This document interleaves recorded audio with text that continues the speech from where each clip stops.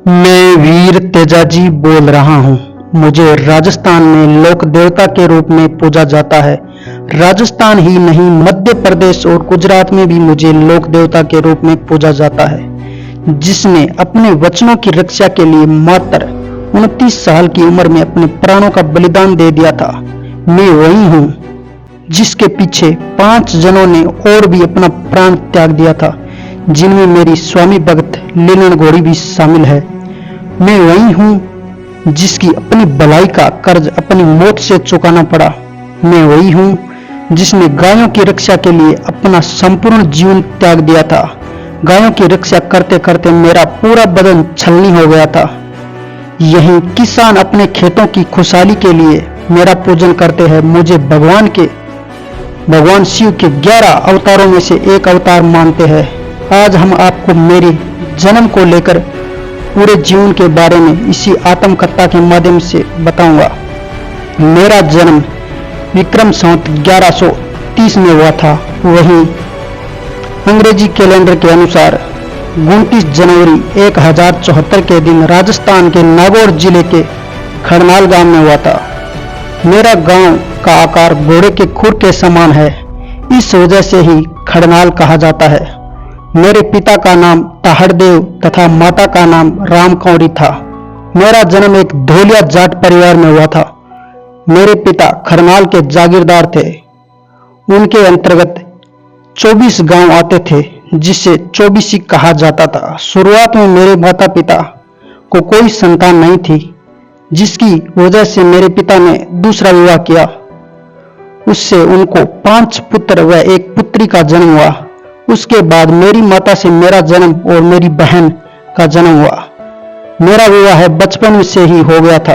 मेरा विवाह पनेर के रायमल की पुत्री पेमल से हुआ था। विवाह के समय मेरी आयु महज 9 वर्ष की थी और पेमल मेरे से सिर्फ 3 महीने छोटी थी। मेरा विवाह पुष्कर के पूर्णिमा के दिनों में घाट पर संपन्न हुआ था। बहुत ही छोटी उम्र में विवाह हो जाने के कारण मुझे विवाह के बारे में पता भी नहीं चला। पेमल के मामा धोलिया जाटों से नफरत करते थे, इस वजह से उनको मेरे परिवार भी पसंद नहीं था। उसी नफरत के चलते उन्होंने मेरे पिता पे आक्रमण कर दिया था। काफी घमासान युद्ध हुआ, जिसमें मेरे पिता ने पेमल के मामा का सिर धड़ से अलग कर दिया था, जिसके चलते पेमल की मां भी नाराज हो गई थी और बोल दिया था कि जिसने मेरे भाई को मारा उसके घर मेरी बेटी को नहीं भेजूंगी। धीरे धीरे उम्र बढ़ने लगी और हम दोनों परिवार जीवन यापन करने लगे। पेमल और मैं इस बात से बेखबर थे कि हमारा विवाह हो चुका है। मैं बचपन से ही साहसी और दयालु स्वभाव का था। मैं कृषकों को कृषि की नई विधियां बताई तथा उनका प्रयोग करके सभी कृषि की नई विधियों के बारे में बहुत सारी जानकारी देता था। मैंने कृषकों को बताया कि अपने खेतों को हल की मदद से अच्छे से खोदकर बीज को बोना चाहिए। पहले जो बीज केवल खेतों में उछाल कर फेंका जाता था, उन्हीं बीजों को मैंने हल की मदद से जमीन में अंदर खोदकर बोने का उपाय सुझाया।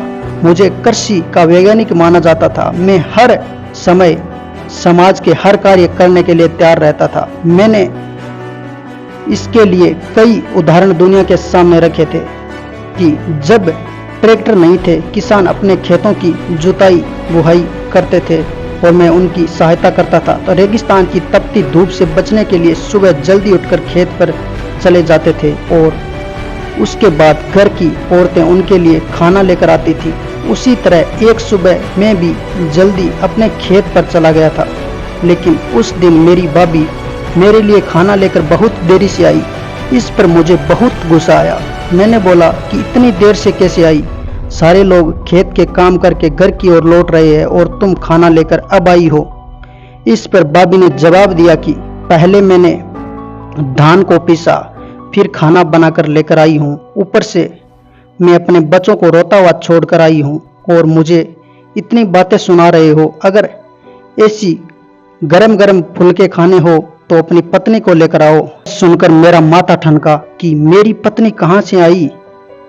तब मुझे भाभी ने मेरे विवाह की सारी कहानी सुनाई।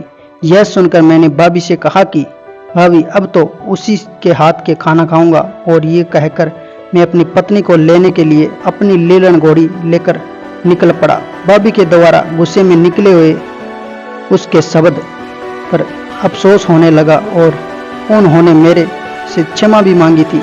अब क्या हो, क्योंकि धनुष से निकला हुआ तीर और मुंह से निकला हुआ शब्द वापस नहीं होते और मुझे उनका ताना चुभ चुका था। मैं तैयार होकर पेमल को लेने निकल पड़ा और रास्ते में बहुत सारे अपशगुन हुए, लेकिन मैं फिर भी नहीं रुका। जब मैं पनेर पहुंचा तो शाम हो चुकी थी और मेरी सास गाय का दूध निकाल रही थी। लीलन के पैरों की आवाज से गाय कूदने लगी। इस पर सासू बोली, नागरो जातियोड़ो, वो कौन है जो ये गाय भड़का दी? यह सुनकर मुझे बहुत बुरा लगा और लीलन से मैंने कहा, वापस चलो, जहां अपना सम्मान नहीं वहां हम नहीं रुक सकते। मेरे आने का पता अपनी पेमल को चला। पेमल अंदर से दौड़ी दौड़ी आई और मुझे रोकने के लिए मेरे पैरों में गिर पड़ी।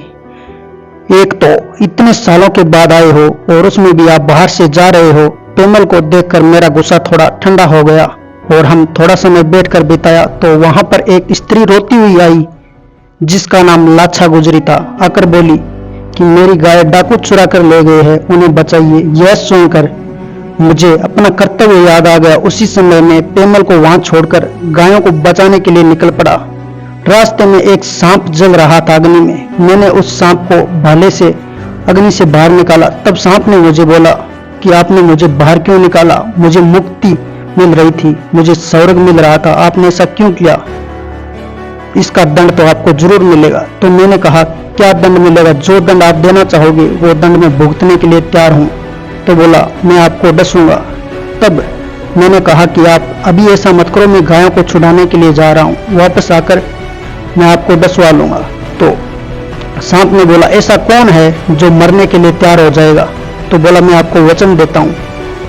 तो सांप मान गया। उसके बाद तेजाजी उन डाकुओं और चोरों के साथ लड़ता रहता है और गायों को छुड़ा लेता है और उनका यानी मेरा पूरा शरीर लहूलुहान हो उठता है और चारों तरफ मेरे पूरे शरीर पर घाव पड़ जाते हैं और खून निकलने लगता है और मैं वापस अपना कर्तव्य याद आता है और मैं सांप के पास आता हूं और बोलता हूं कि अब आप डसने के लिए तैयार हो।